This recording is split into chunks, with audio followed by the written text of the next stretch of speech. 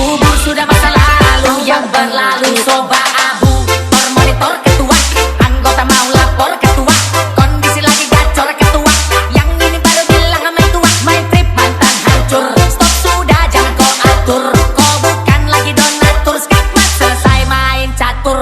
Lupa nama tapi masih. Saya akan menjelaskan tentang definisi. Definisi di tabel semantik adalah metode sistematis untuk menguji kebenaran atau validitas suatu proposisi logika. Disebut juga dengan Turkmentor atau metode pohon kebenaran. Nah, yang ketiga itu dikembangkan untuk menguji konsistensi validasi argumen dan tautologi dalam logika proporsional.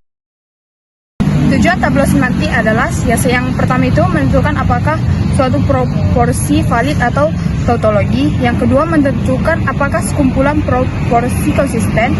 Yang ketiga menentukan apakah suatu argumen valid atau premis benar, maka kesimpulan benar. Contoh singkatnya itu adalah jika P maka Q, terjadilah P maka kesimpulannya itu Q. Kita memiliki suatu prinsip dasar, yaitu suatu pernyataan kompleks yang diuraikan menjadi logis. Nah, baru setiap percabangan itu memiliki kemungkinan yang tidak benar.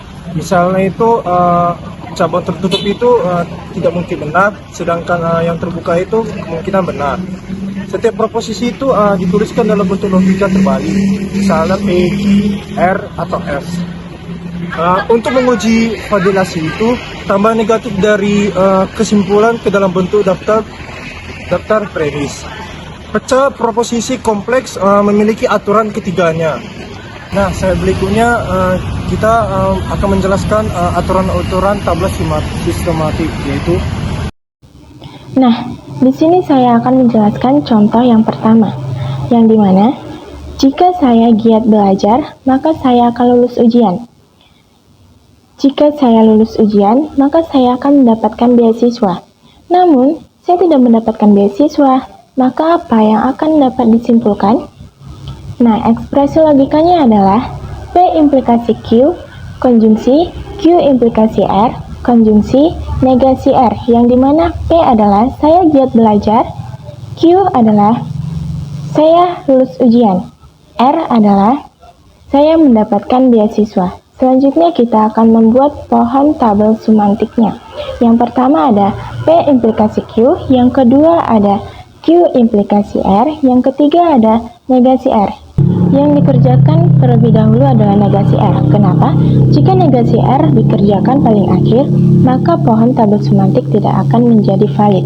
Kenapa? Di dalam aturan nomor 5, negasi ke negasi akan menjadi tidak negasi.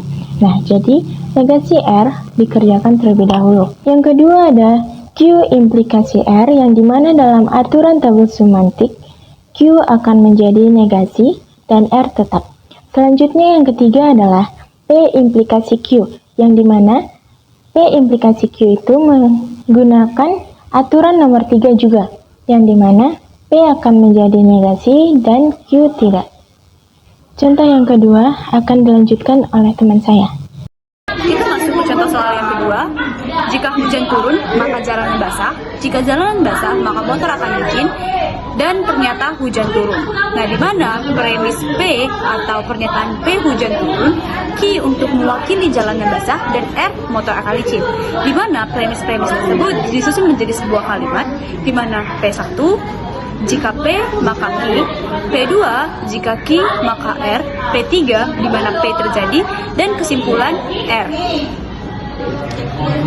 Nah, selanjutnya kita akan membahas gimana sih cara membuat percabangannya. Percabangan yang pertama, kita menggunakan jika P maka Q, di mana kita menggunakan aturan jika P maka Q akan menurunkan bercabang, akan menurunkan P dan Q.